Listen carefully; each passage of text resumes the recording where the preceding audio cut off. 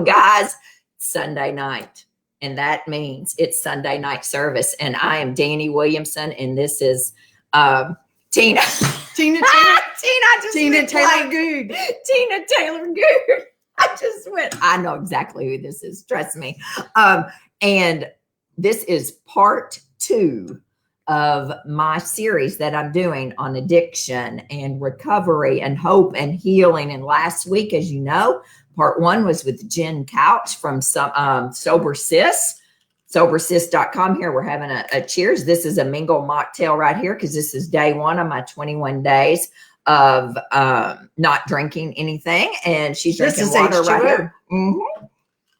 And then tonight we are talking with Tina about recovery and addiction and hope and healing. And as soon as you all get logged on, I need you to tell us where you're from. Number 1, hit your heart buttons, hit your like buttons, and share this with your friends and family, okay?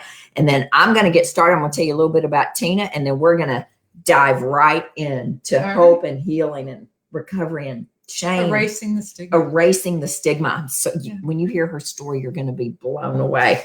But a little bit about her first. Actually, it's a whole lot about her. She is the real deal. She's a licensed professional counselor with a mental health specialization.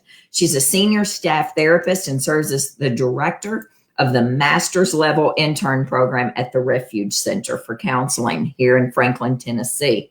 The Refuge Center empowers, educates, and supports individuals, families, and couples by providing professional mental health counseling services on a sliding scale basis, thus makes it affordable to all. Love the Refuge Center. Absolutely. I refer all my patients to Refuge Center. Thanks, Dani. Following a successful career in sales and marketing, she pulled what I did one whole career and then did something else. She chose to step back from her career and shift her focus to caring for her family. But during that period, Tina and her family found themselves face to face in active addiction. And as a result of that and those challenges and her learned experience from this, which you'll learn about tonight, she chose to go to school and receive her master's degree in mental health counseling from Trevecca in order to walk with others as they sought growth, wholeness, and healing in their own lives. She brings a unique combination of life experience and professional training as she works with individuals, families, and groups to bring healing from issues of relational trauma, sexual abuse, addiction, codependency, grief, and loss. She believes in the inherent resiliency. Absolutely. Inherent resiliency. Say that over and over with each individual and the transformational growth that can result from our most painful struggles. Amen to that. I've said that all along. She's a level 2 EMDR trained therapist. She's also a certified experiential therapist, level 1, based on her experience working with trauma and addiction using experiential techniques. She's interned at on-site workshops, which you all know. I did a whole hour on on-site. I went to on-site 2 years ago this month. Best thing I ever did. And she trained in experiential and psychodrama institutes there at on-site. She has completed core trainings focused on alcohol and drug addiction treatment. She does have a life outside of Refuge Center, though. But it seems like she's a recovery advocate within the community. So she still works on her things outside of on-site. She's adamant about building community, which is huge for me. Absolutely. It's my 6th step to healing is cultivating community that I talk with patients. Increasing awareness, dealing with hope. Dealing hope. Hope. And busting the stigma surrounding addiction. My goodness. A hope dealer. Woo! She is a hope dealer. We all are. And I am thrilled to death to have you here tonight. You have no idea. The second I met her, the second she walked in the door, I was like, oh my gosh, I know this woman. She's my person. I could already tell. So Tina, thank you. Thank you. While you guys are getting logged on, hello from Nashville, hello from Franklin. Now, this only shows a piece of the people that are on, and as you're talking, I will pull up Facebook. But guys, listen, let me give you a few little statistics here. Almost 21 million Americans have at least one addiction, yet only 10% of them receive treatment. Really? I don't know. Well, that's what the Surgeon General said. I don't know. Most everyone knows someone with cancer, right? Yeah, and absolutely. those people get treatment. Yeah.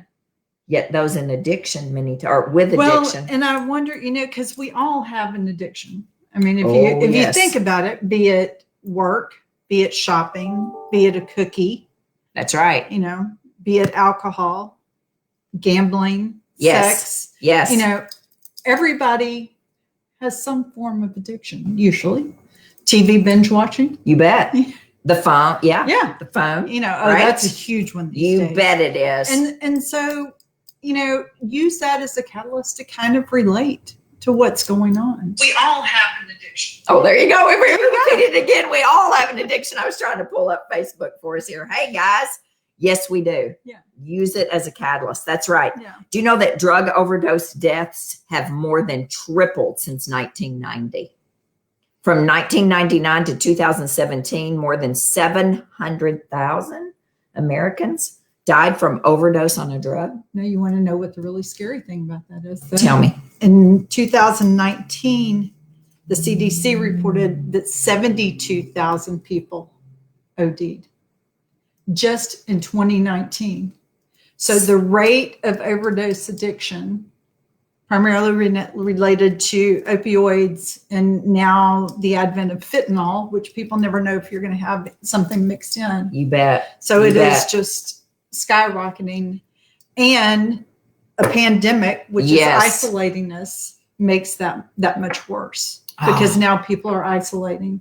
Yes, they and are. don't have their community and don't have that support, and getting checks to stay home, which increases the chances that if you're using, now you don't, people didn't have to go to work. That's and right. they had money. Do you know that I didn't even think about that until a patient mentioned it to me 2 weeks ago. Her husband said to her, do you know there's no accountability right now with all of us working from home? Absolutely. We don't have to be sober on a Zoom call. Yeah. What? It didn't even cross my mind. Like that just completely. And he talked to her and he said, anyone can drink while they're on a Zoom call. You can have wine or vodka in your coffee cup. Yeah. You can take a pill while you're on your Zoom call, and no accountability going into the office. And she was telling me that their office, their company is not doing drug tests, no drug testing. Yeah. So I think that I read, and I may be wrong in this, 1 in 10 people on the road are impaired some way in something. I think that I read that. Okay. I would, if that's the case, and that was before the pandemic, I would think it's even worse now, which that really scares me. Yeah. Of what we're facing out there on the road. So no accountability at all. 20% of Americans who have depression and anxiety disorder also have a substance use disorder. Yeah. And I think it's really interesting because, what came first? Yes. And bipolar's also in there. And then you were talking about suicidality. And when somebody is under the influence, then we have a much greater chance, our inhibitions are lowered. And so the chances of somebody just having this thought and going, oh, I'm in a lot of pain. I don't want to feel this pain anymore. And so the impulsivity is that much higher. And so the likelihood of someone actually dying by suicide is dramatically increased. I believe that it's 30% of suicide. I think that's correct. 30% of suicides have alcohol or drugs involved. Yeah. Americans between the age of 18 and 25 are the most likely to use addictive drugs. Yes. I made a typo there, so I was trying to read that right there. Or to start. Yes, or to start, right? Yeah. Substance abuse disorder knows no boundaries. It strikes the rich and the poor, the black, the white. It strikes everybody. Everyone. Yeah. No boundaries. That was one of my learned experiences. Yes. Yeah. In fact, we're getting ready to talk about that. We have lots of statistics we can share. And actually next week I'll be sharing a whole bunch of those. But I really want to learn from this woman who has a whole lot of knowledge and to share and lived experience. So tell us, what are you seeing? What are you seeing now? Give us some backstory on your story. Well, I'll give you some backstory. So like I said, I was in sales and marketing, and we had worked to a point that, was able to stay home and kind of focus on my family, during which time my dad was diagnosed with cancer several times. And, life was going along. We had kids. They were happy. They were beautiful. My husband had a great job. We were nice church going people, living in a very nice neighborhood. We were out in Colorado at that point in time, living in a place very similar to Williamson County. Really? Oh yeah. All the best schools and, upper class, and I thought we had done all the right things. And never would I have thought about addiction hitting my family until my youngest son. Your baby. My baby. And he started, acting out. And I thought, well, I had some trauma in my background and, when I was a kid. And so I thought, oh, well, he must have had some kind of trauma. And I kept going, talk to me. And I remember Dani one night sitting in our back stairwell and my son looking at me going, Mom, I'm not who you think I am. And he was how old? He was 16 at the time. Wow. And, there was something about the way he said that it was just one of those gut-wrenching moments that I knew that something was going on. And over the course of 6 years, he went from acting out and being, he was still in school and was in an IB program and had a 3.6. And by the time he got to his senior year, he quit going to class. I was doing crazy things because addiction doesn't just affect the person that's using, it affects everybody that loves anybody that's using. And that's what addiction does. It ropes all the family members and everyone in, because addiction cannot live if we're not all playing our part. Wow. Wow. Yeah. So I was doing crazy things, like we lived 20 minutes from the school and I would drive back and forth to the school 4 times a day to make sure his car was in the parking lot. Because in my mind, if his car was in the parking lot, then he was in school and I could relax and breathe. Right. Been there. Now, what I have since found out was that just because your car is in the parking lot, it does not mean your rear end is in the classroom. Oh, that's right. Amen to that. And I found out his wasn't. But I was spending, what is that? Well, that's 2 hours a day. 40 minutes each way, 4 times a day. Yeah. And that's what I was doing all day. And that to me felt normal. Uh-huh. And so he actually I became addicted to him. He was what I obsessed and compulsed about. Yes. Just like he was obsessing and compulsing about drinking and drugging. Because I would talk to him, see him, and then I'd be okay for 5 minutes. Yes. Until he would go away somewhere. And then I would start thinking and talking and having to call and check. And I got to where I would beg and plead and cajole and threaten. Mm-hmm. And that would just add more and more shame onto him. And that shame just fed the addiction because he didn't want to feel the shame that he was feeling. And I felt like everything he was doing to me. Right. Yes. And what I now realize is that my son had a disease of the brain. Yes. He had a medical disease. He was addicted. Yes. And his brain was altered.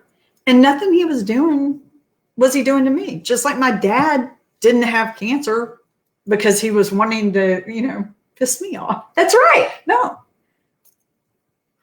But it took you a while to realize that. Oh, it took me a long time. And I became isolated. Okay.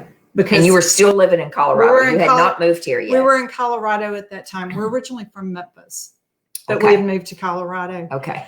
And, I started withdrawing even from my other kids who were older and still back here in Tennessee, and from my own parents, because, when people would say, well, how are y'all doing? Well, you don't want to tell people how you're doing. No. Because I thought there was shame in it. And the truth is there's not. That's right. People would ask how my dad was doing. I never hesitated to tell them how my dad was doing. That's right. That's right. And people brought casseroles because my dad was sick. Mm-hmm. Nobody brought a casserole or sent a card and said, hey, I'm thinking about you. I'm praying for you. Yes. When your son was sick. No, they just call and go, well, if you would just this, if you would just that, because until you understand the disease, you don't understand. And, I think people, try to be helpful. Well, maybe if you just this, or you give them this, or you don't do this, but it's a disease. And that's what we need to understand. Wow. So I can see why people love you so much, right? Because you understand this. And again, lived experience, Absolutely. Learned experience, lived experience, talk about, You want to talk about the disease? I do want to talk about the disease. Okay. That's right. It's a disease of the brain. Absolutely. It's not a weakness. It's not a default that the person has. It's not a disease of choice. And I think that so many people get frustrated and believe it is, right? You said to me, people do not intend to become an addict. Absolutely. The first time that they take that drink. Tell me this. Nobody picks up a drink or a drug and says, oh, gee, I really want to become, addicted to alcohol or to drugs. Nobody does that. Just like, I don't think people pick up a cigarette and say, I really want to become addicted to cigarettes, this deadly, substance. And yet people do. And you were talking earlier about the number of people under the age of 18 or around the age of 18. Yes. That use, but the human brain doesn't finish development until the age of 25. That's right. So you think about a developing brain, Mm-hmm. and then you're going to pour a poison or a chemical substance into it.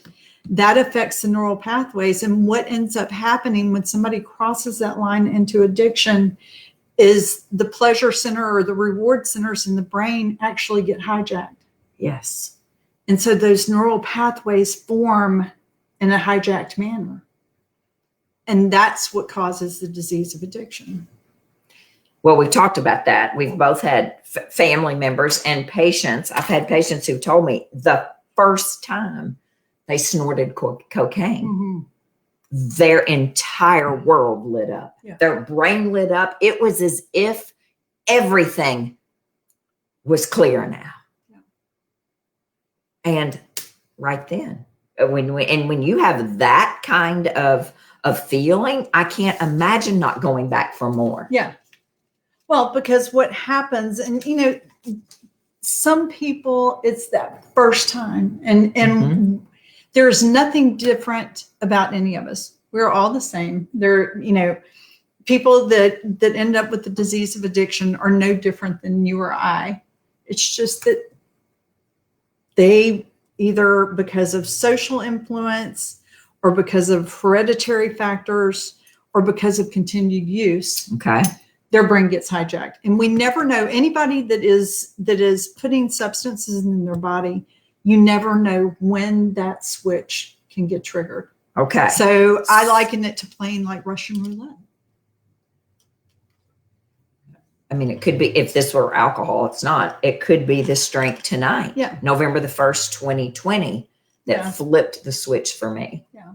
Isn't that incredible? Yeah. And so that's kind of scary.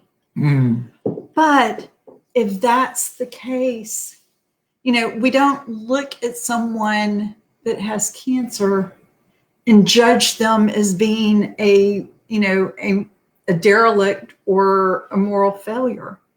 No. Their body, am I right? When you have a disease, there is a defect in the body. Isn't that kind of the definition of disease?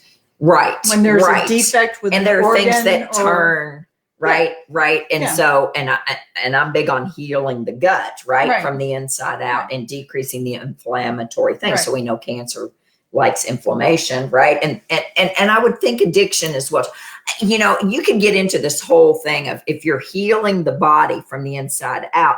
I think addiction also, you're probably less likely to get cancer. You're probably less likely to get high blood pressure, high cholesterol, possibly addiction. And that's not my specialty, but I think it all works together when the gut and the brain are 100% in tune and the gut is less inflamed. We do know that 80, 90, 75 to 90% of all serotonin in the human body is in the small intestine.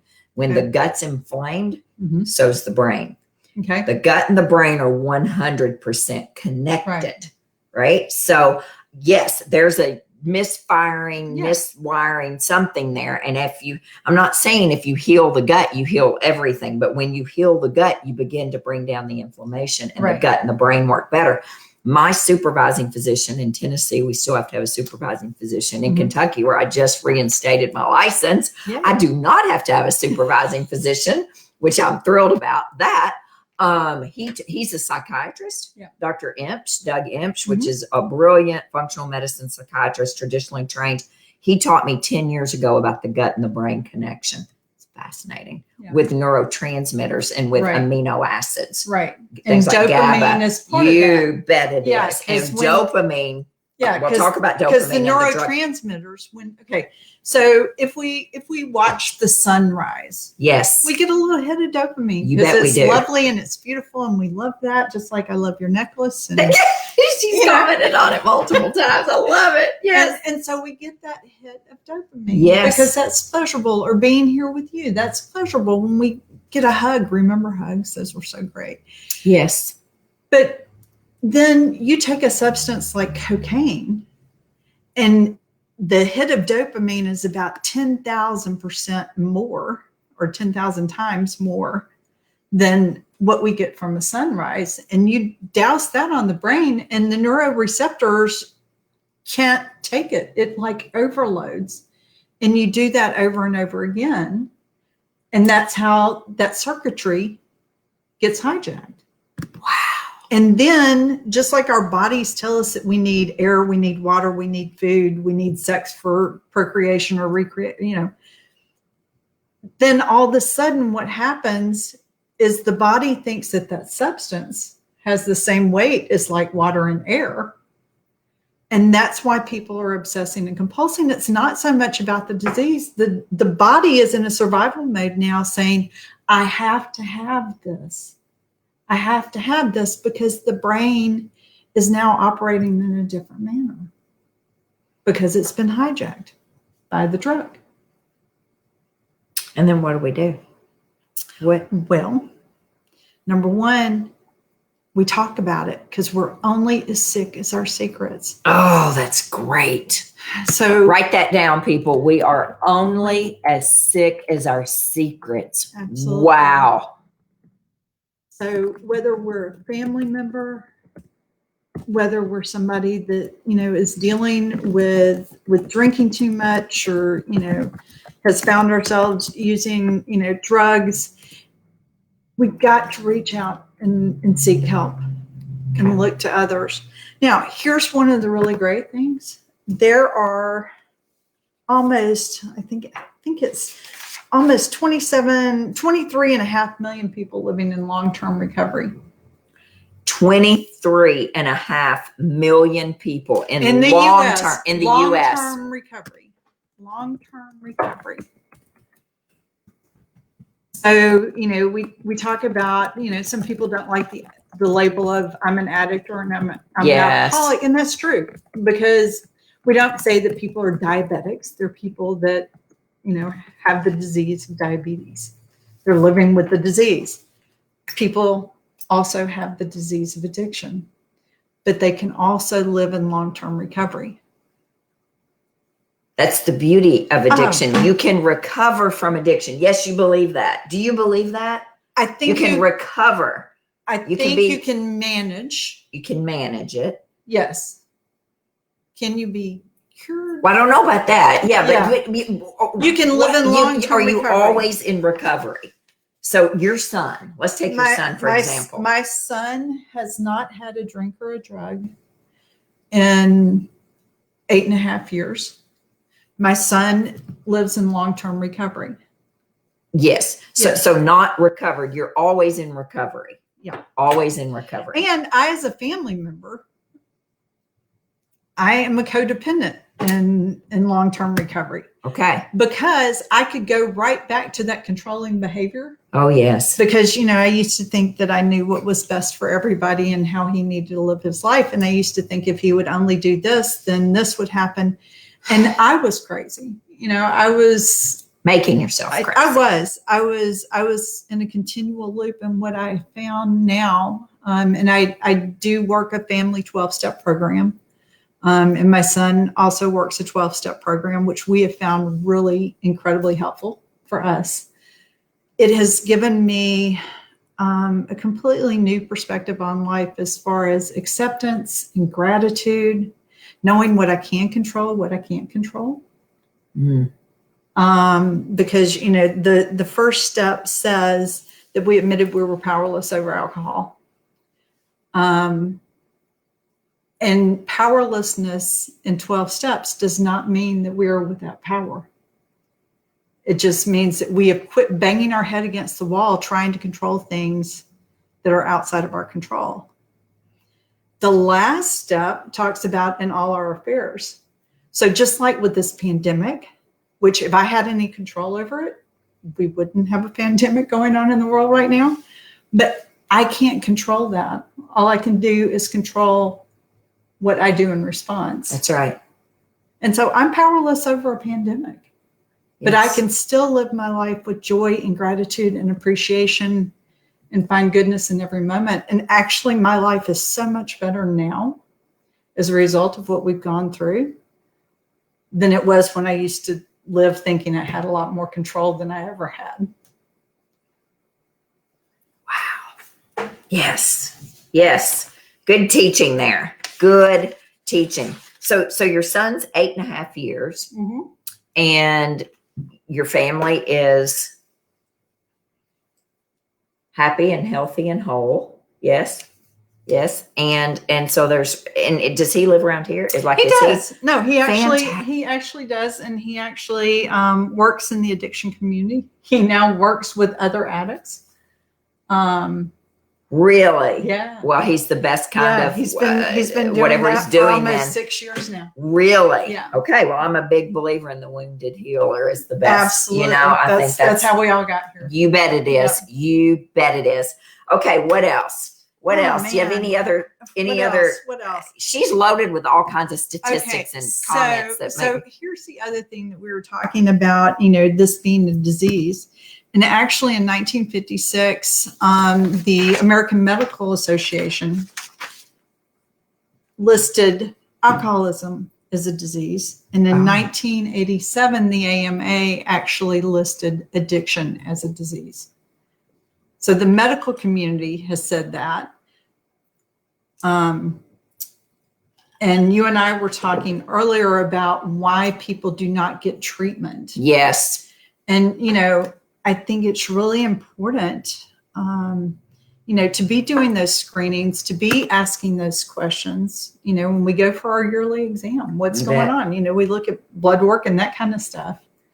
And I'm just curious how many screening questions are really being asked. You're right about that. Well, I ask about drinking. Now, I don't ask about drug use. And so that's my own blinders right there. But let me tell you something that I ask about now. That, in fact, every single new patient that comes in has the Adverse Childhood Experiences Questionnaire to go through. I graduated 10 years ago from school, not one time 10 years ago. So that would have been 13 years ago I started school. Not one time were adverse childhood experiences mentioned to my class. And those are huge. Those are huge. I cannot and guys, I have a whole Sunday night service on adverse childhood experiences, but the short end of it is this was a 25,000 people or however many people were in this with the CDC and Kaiser Permanente out in California did a joint study on what happens to you before the age of 18, before the age of 18. So basically 17 and below, and your outcomes. And it's 10 questions and a score of 1 to 10, and anything above 4, there are significant lifestyle. There are significant health issues involved with that. Mine's a 6, probably a 7. I had a 9 in the office 2 weeks ago. A 9. And I have never seen it really explains a whole lot of things with patients. And the whole history behind adverse childhood experiences, how it even got started, is fascinating. We're not going to talk about it tonight, but it's huge, and we need to screen for it. And every single pediatrician needs to be giving this out, I think. Also, to the child and to the parent, or to the parent and to the child, to the child, to the parent, to the parent, to the child, because individually. it all flows downhill, right? You bet it does. Whatever happened to me, because I come from wonderful human flawed individuals. Yes. Sorry, Mom. And, then I become a wonderful human flawed individual who is raising my wonderful human flawed child, because none of us are perfect. And we're doing the best we can. And that's where that generational trauma comes, is whatever happens to us, we either heal it or we pass it on. Yes. Yes.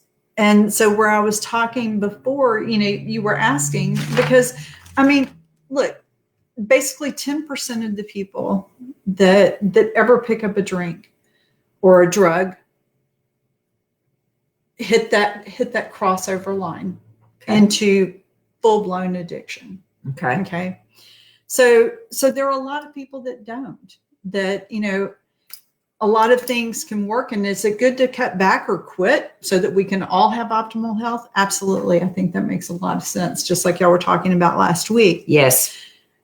However, when you take like the adverse childhood experiences, then you take the hereditary factors, did you have an uncle in the family? Was there a grandparents? Even if your parents didn't, because, I never had addiction in my family, but my first husband, the father of my youngest child, all over his family. Wow.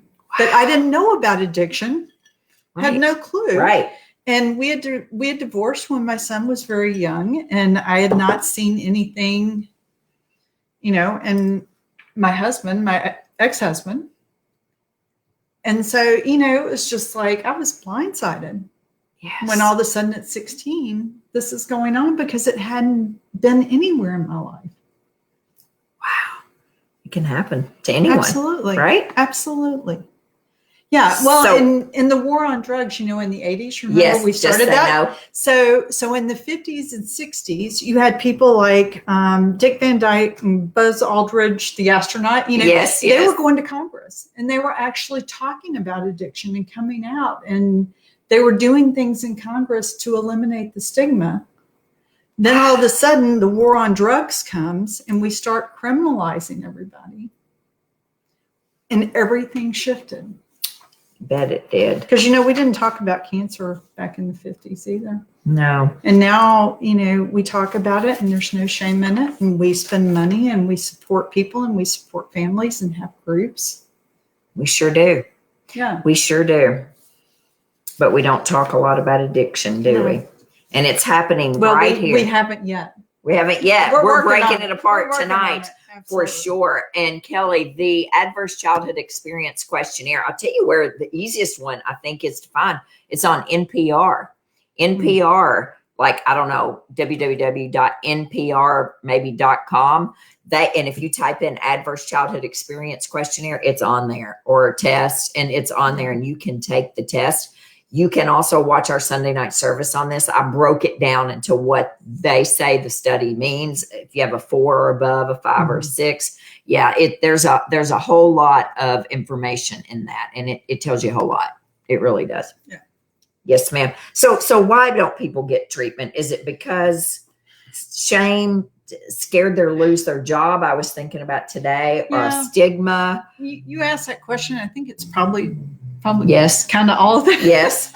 I think it's some of all of that. And I think also, as humans, none of us want to change until the pain gets so great that we are then motivated to change. My office manager says it every day in the office because I can always tell real quickly who's really going to buy into what I do. And Allie always says, when the pain of the same outweighs the pain of the change, they'll make a difference. They'll move. Absolutely. They'll make a change. They'll do it. Yeah. When the pain of the same outweighs the pain of the change. Yeah. Yeah. And, we talk a lot, we hear people say that you have to hit a bottom. Yes. So talk about that. Because okay. So, and I think in my mind, even family members have to hit a bottom. Ooh. And that bottom doesn't have to be death. Hopefully it's not, because as long as there is breath in the body, there is hope. There is always hope for all of us as long as there's breath. And, a bottom, some people have what they call a high bottom. Some people have a lower bottom. God loved my son. He was homeless for a period of time, and that was hard. It was hard for him. It was hard for us. And yet, if you talk to him today, he doesn't regret that because that was one of his points of clarity. He needed that level of pain in order to motivate him. And so here he is now. He's not quite 30 and he's got almost 9 years of sobriety. Wow. And that's amazing. And he truly is the most beautiful human being I know. Oh my goodness. Because he has a way of acceptance and gratitude. You bet. And you bet. The wisdom that only comes from living life and really learning. But I, as his mother, also had to hit a bottom. Because like I said, I was begging, I was cajoling, I was trying to control everything else. My dad's first cancer diagnosis, I did the same thing. And it was all I could do to keep going because I had no control over things. And I was miserable with what was going on. Wow. And yet, when I took a step back and realized that I don't have control over a lot of things.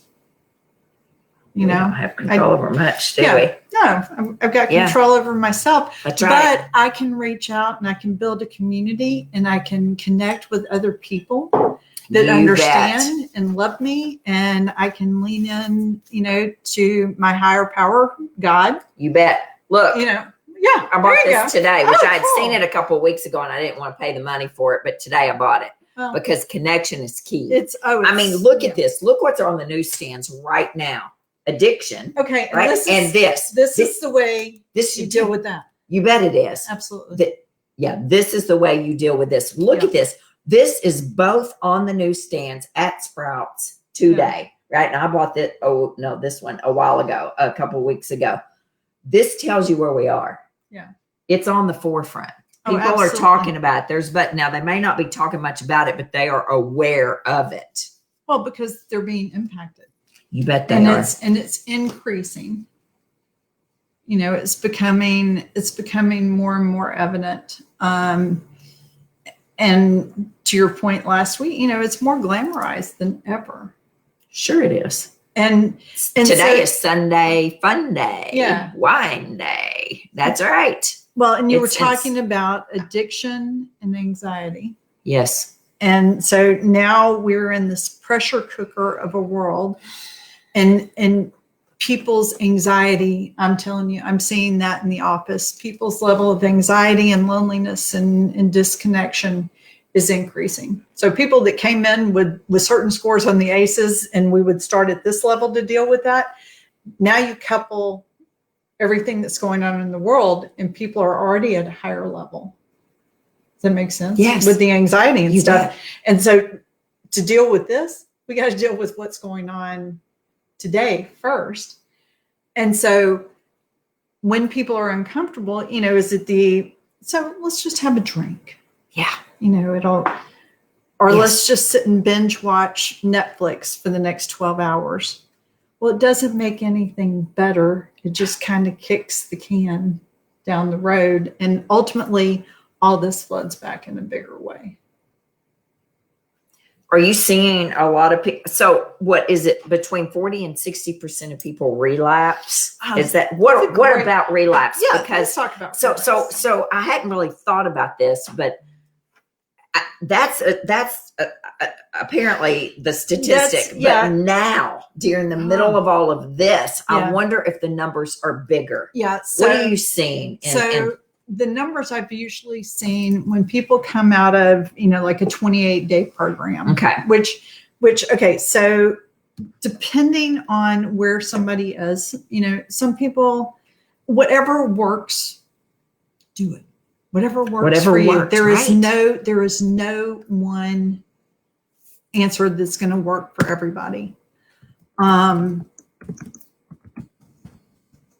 so when people, and I think I was probably the same way, when my son finally went to treatment, I thought he'd go in for 28 days and then come out and life would be, and that's not the way it works.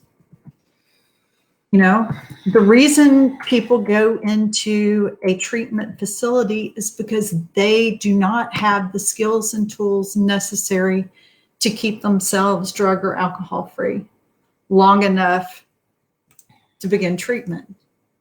Okay. So you have to be in a safe environment. Yes. Okay? Yes. Just like, I guess, if you had, like when you have some of those bone marrow treatment things and they put you in isolation. You bet. Because you have no immunity and you have to be protected and safe and in a bubble to receive treatment. That's kind of what drug and alcohol treatment is. You get put in a facility because you need some support around you to keep you safe. So on relapse, all right. So then you people leave that safety net, and a lot of people relapse. The numbers I've heard coming out of treatment are usually a little higher than that. Oh, really? But that doesn't mean that they're necessarily going to go back to using the way they always have. Okay. Because just like, if you say, I'm going to go on this diet and I'm not going to eat, and then you have a cookie. Yes. Am I correct that to really start eating well, if I start eating well and I do a cleanse and then I have a cookie, you don't want me to beat myself up and go, well, I had a cookie. Be done. Now it's all done. Eat the whole box. I need to use that as a point of clarity to say, okay, why did I do this? That's right. How was I feeling? How do I get back on track? Relapse is no different. Okay. It's a point of clarity. It's not a failure. Okay, that happened. How do we pick up and move on to the next thing?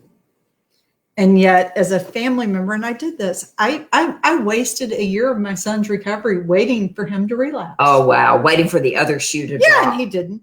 He didn't? No. So he did not relapse. He did not. But he was the exception, not the rule. I spent a year just waiting on him to relapse. I wasted a whole year of I would have done the same thing because Jackson always says, you're so negative. No, I'm not. I'm a realist. And that sort of things.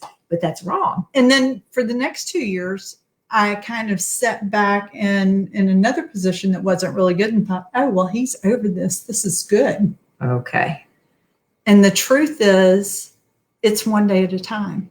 It's one day at a time for all of us. For every single one. You're right. 24 hours, and all of us can do something for 24 hours. If I can't do it for 24 hours, I can do it for 5 minutes, and I can put the next 5 minutes after that and the next 5 minutes after that. Oh, good teaching. Good teaching right there. Sometimes it's 5 minutes at a time. Sometimes it's one breath at a time. One breath at a time. Absolutely. So people do relapse, but now, so did I hear you say, many times, and I know that there are exceptions, they don't relapse oftentimes back to where they were. Well, here's the thing. So you can have people may relapse, and it may be a point of clarity. It may be quick, and they may get right back up and go back to, managing their disease and reaching out to their community and that kind of stuff.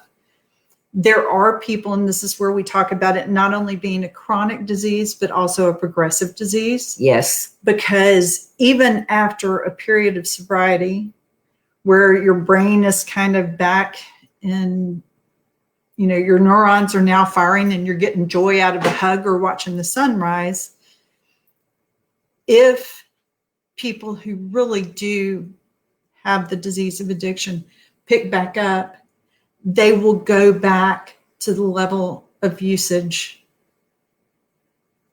that they were previously using. And it will continue to progress because the tolerance builds up. The tolerance. That's right. And, my son had like a really healthy tolerance that would have killed him probably within, 3 years had he not quit using. And that was part of it was because of hereditary factors. Sure. Wow. So I read today, now I don't know where I read this because I was reading all over. What are your thoughts on cold turkey quitting? What are your inpatient, outpatient? I mean, do you know any statistics? We didn't even talk about this ahead of time. I don't know. On people who just lay it down and done with it. I don't know statistics on that. I know for some people that works. I mean, some people really do have just this spiritual. My dad did it for cigarettes. He laid them down at midnight, 1988 or something. I can't remember. He knows exactly the hour, 11:36, November the 3rd, 1988. I don't know if that's true, but he never smoked again, ever. Yeah. And my dad, here's what's funny. So my dad, who was a smoker, I told you, he actually had cancer many times, all smoking related cancers, but we never shamed him and said, well, if you hadn't had that addiction to cigarettes, but he tried so many times over the years to quit. And he would have periods where he would quit and then he would pick them back up again and then he would quit. And God love him. My dad was so addicted to cigarettes that, he'd get up in the middle of the night to smoke. Oh, yes.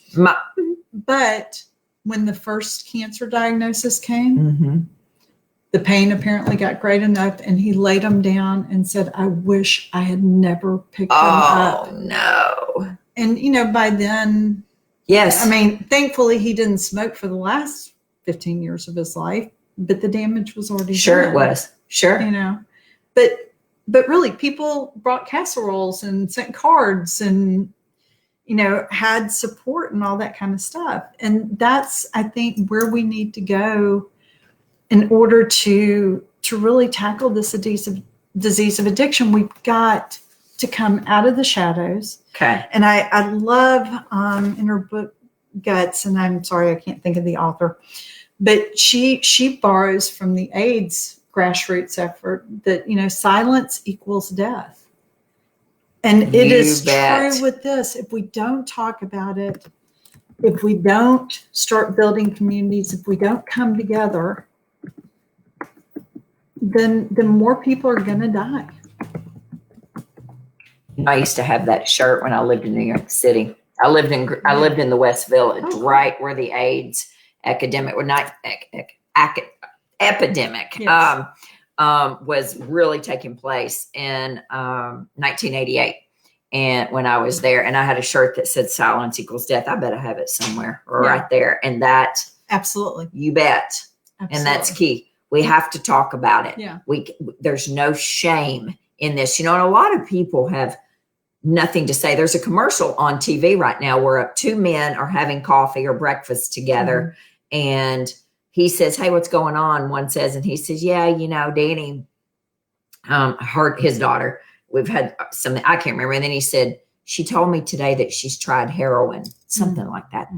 Dead silence on the other side. The commercial's about heroin. It's about addiction and dead silence. And dead silence. Yeah. And silence equals death. Absolutely. And people are dying. You bet they are. And you ask, what am I seeing in my practice? Yeah, what are we seeing now? Well, at this point, I have had a client that relapsed and died. And that's hard. That's hard. Now, would that have happened without the pandemic? I don't know. Did the pandemic lead to greater isolation? Absolutely. Am I seeing more clients that have more anxiety and are coming in and they're saying, hey, I don't have the people around me that I'm used to having around me, and it's hard, and I'm lonely, and I'm isolated, and I'm thinking about, drinking wine again. Right. Which would not be a good alternative for them because, for some people, that pain gets really great, whether it be financial, social, relationships, all those things can happen. And it is not a moral failure. Because if you tell me that I can't have air, I'm going to do what I need to do to get some air. That's right. And if my brain's been hijacked and my brain thinks that like a substance is the equivalent of air, it's going to do what it has to do. Sure they do, because they feel normal when they get that air again, right? It's just like drinking in the morning or when, you feel, we don't, what I'm learning about alcoholics for sure, people who drink too much or have addiction is, once you take that drink again, you begin to feel you're normal, but the normal's not your normal. It's not your real normal. No. And you think the alcohol or the drug makes you feel normal, but it's not. Right. I really know nothing about addiction, honestly. And I've learned so much the last several weeks, but so you're seeing more anxiety. You're seeing, so in the isolation. Now, here's the good thing. I told you before we got started, I was telling Dani that the thing that shocked me most, because look, I never walked in and said, oh, I want to be, like a family member going to 12-step meetings so that I can. Y'all, I've got to tell you, I have heard more joy and true, deep laughter, acceptance, connection with people. I walked in that room and I found things that have been the greatest gifts to me in this world. I've learned to live life in a different way. And the people I know that are living in long-term recovery, and I used to think it was like the addict against the family member. Oh no, it's the addict and the families all fighting the disease of addiction. We're all on the same team battling the disease. Wow, that's great. We are on the same team. Yeah. Right? And 12 but families need help too, because really, if you love somebody, then you've been impacted and you deserve to have help and find joy and, and not do this alone. No, do this alone. And so what can people do? Someone with an addiction or the family Absolutely. member, first steps. What would you tell someone if I was with you and I said, I'm struggling? I'm struggling. First thing I would tell you to do, I'm a therapist. Yes. So I'm, when I tell you need therapy, it's because I love you and I care about you and I think you deserve a happy, healthy, whole life. I say it to people all the time. Like, do you have a therapist? Yeah. In the office, they're like, what? I'm like, yeah, you need to be in therapy. We all need to be in therapy. It doesn't mean that we're broken. That's the healthiest, most courageous people I know walk through my office. You bet. Walk through the doors at the Refuge Center every single day because they are willing to do what's necessary to have a great life. You bet. So I would tell people, that's always a first. If you think you have, an issue, they do have, you've got things like y'all talked about last week, Sober Sis. If you're concerned about that, they are now doing 12-step meetings online, which while it's not the same as being in a room, I've had a lot of people say, hey, I kind of like being able to go online and just listen in. It's not as intimidating as walking into a room by yourself. Right. Talk to somebody. If 2/3 of American families have been impacted, people. And here's what's funny. If you talk to somebody, you may end up, God may just put you may be working next to somebody who is a family member who is working a really great program and has been there and can be a real ally. That's exactly right. Yeah, absolutely. So, reaching out, educating yourself. There is on Prime, Amazon Prime, a couple of things. The Neuroscience of Addiction, if you want to know more about how the brain chemistry works. That's a TV series that's on there, and I think there was no charge for that. There is also a great film that was done called The Anonymous People, because we're in 12 steps. I don't even know how to spell the anonymous. ANONYMOUS. I don't know. The anonymous. I mean, anonymous. I can't say it either. Anonymous people. So, the anonymity piece is really about giving people a place of safety. It's not about us being quiet. Right. Good. Yeah. It's not that we're embarrassed or we want to hide away. It's just about creating that safety so that people have a safe place to come and talk. Safe. Yeah. Safety's key. People will not talk if you don't feel safe. Absolutely. If they don't feel safe, safety's key. Absolutely. Okay. Let's see. Reaching out, reading everything you can. You bet. For family members, things like the book Codependent No More by Melody Beatty. Oh, I read that. Great resource. Oh my goodness, yes. Yeah, great resource there. Check out a meeting. Go see what you think. If you don't like the first one, go to another one. That's right. Try 6 meetings at least. See what you think, because they're all different.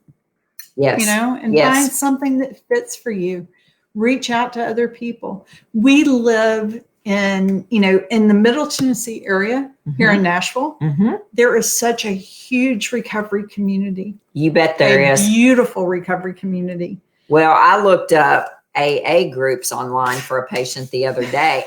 I could not believe it in just Williamson County. Oh, absolutely. Every minute, pretty much every hour of every day, there is a group somewhere. Absolutely. And I'm going to tell you something. It is the strongest, most brave thing you will ever do is walk into a 12-step program. I've been there, done that. Al-Anon for me, it wasn't Alcoholics Anonymous, but it was Al-Anon. Hardest thing, very difficult to do.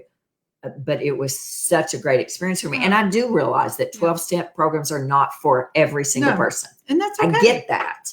But, it certainly can be a jumping off point for many people to go. Yeah. I'm so glad to hear you say that. I like.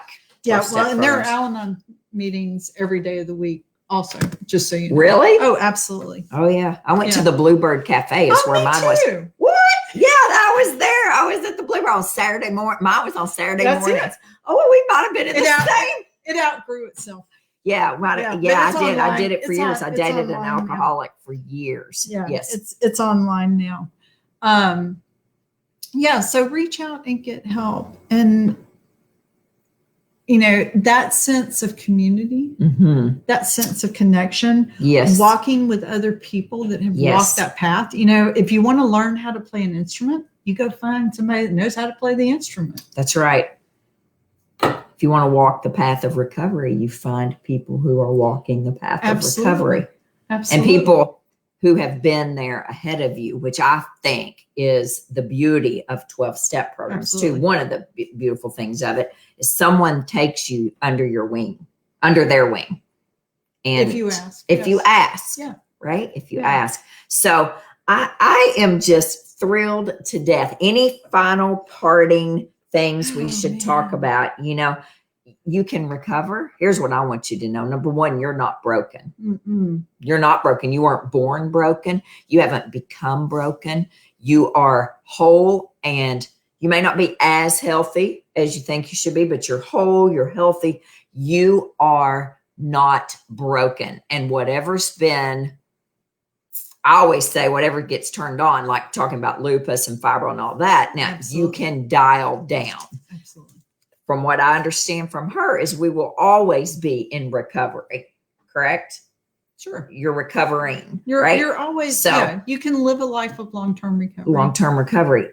It's possible. I have patients who have been clean and sober, drug-free people. You all know these people, 30, 40 years. Absolutely. 30, 40 years. Done. Didn't happen the first time for them, most of the time, but sober and clean. So I know that you can do this. And family members, wow. Can I just say to the family members, there is nothing that you did or failed to do. If you have a loved one dealing with an addiction, there's nothing you did or failed to do. If you have a child, for years I told myself, that it was something I had done as a mother. I don't have that much control. Quite frankly, I thought I did, but I really don't. There's nothing that you did. It's a disease. Wow. Yeah. That's good. Yeah. Well, we have a lot of guilt and a lot of shame ourselves when, as parents, and silence always, equals death for us. Silence equals death for us. That's exactly right. Absolutely. So I just want you to know that there are places out there. This is a continuing series. I don't have a series. I don't really have a show. I got a computer in front of me, but this is a continuing dialogue that we're talking about. And you have to be able to talk, if you are married and you have a spouse, or if you're in a long-term relationship, again, silence is death in the marriage too. Yeah, absolutely. Right? Absolutely. I would think that the statistics are pretty high that marriages dissolve over addiction. Oh. The children having an addiction, the marriage, somebody in the marriage, one of the partners having an addiction, and you got to talk this stuff out. Yeah. You have to. And finding that support, finding other people a lot of times is what allows us to come back together and be even stronger. That's right. And we're stronger together than we are apart, always. Yeah. And as long as there is breath, there is hope. As long as there's breath, there's hope. I knew you had good things to say today. Oh, show her some love. Oh, here we go. Ashley says, the app, The Language of Letting Go, which Absolutely. is from Codependent No More, is my most used sobriety tool. Highly recommend. Yeah, you all take a picture of that. I don't know this. It's a daily reader. It's a great daily reader. Oh, wow. And it's on your phone? The app? I guess so. I didn't know it was an app. I know the book, but that's great, Ashley. Well, Thanks. on your phone, people are on their phone. Yes, you're getting all kinds of hearts and love over here. Show her some love. I'm so grateful that you took the time. Thank you. To be here tonight. I so appreciate the opportunity to come and talk and to share this story. It is so important that we keep the dialogue going. It is. Thank And your you. story's inspiring. And your son, I'm so proud of your son. He really is a beautiful human being. Oh my goodness. Too bad he's not 55 or so and single. And make you what? I don't know. But anyway, he's a little young for me. So he is a wise also these days, but not that wise. No, not that wise. That wouldn't go over real well. Oh my goodness, guys. Listen, there's hope, there's healing, and there is, there's recovery. Recovery is available. It is there, and I am thrilled to death to start this dialogue next Sunday night. Mm-hmm. Dr. Ben Sweeney will be here with me discussing opiate addiction and his journey of recovery and resilience, and just unbelievable healing from himself and his family, physically and emotionally, mentally, spiritually, sexually, the whole thing. And you will not want to miss this, because I'm telling you right now, I don't know how many people are addicted to opiates. I don't know. I would think it's a high number, and we never know. It's increasing. Yeah. Mm-hmm. I will do some research on that for next week. That's next week. The November 15th, there won't be any Sunday night service. I've got a conference that I was online, of course, now, but it won't end until a little bit later that night. And so I won't have that. November 22nd, American Foundation for Suicide Prevention will be here to continue our talk on mental health and suicide prevention. Phone calls to suicide crisis lines are up 800% since March. 800%. And I'm going to be with the director of American Foundation for Suicide Prevention for our Tennessee area. And you all know I'm on the local board for that. It's an organization near and dear to my heart. November 29th, I've reached out to Miles Adcox from Onsite to kind of end this in November with Miles, who has been a friend of mine for a long time, but he's hard to nail down. He sent me a message last night. It's like, I can't do November the 15th. I was going to go ahead and end my conference early and just for him, but fingers crossed. Okay. Fingers crossed. The Refuge Center. Yep. It's actually not it's refugecenter.org. I thought it was the Refuge. You can look up the Refuge Center on Google and it'll still pop up. Okay. Just make sure one E, the refuge, like a refuge from the storm. I wrote that. That's correct, right? Okay. Because we're terrible when it comes to that. We're a refuge from the storm. You bet we are. Refugecenter.org. I'm telling you, they've got an unbelievable organization out there with 60 something therapists. Absolutely. And they're in their new space now.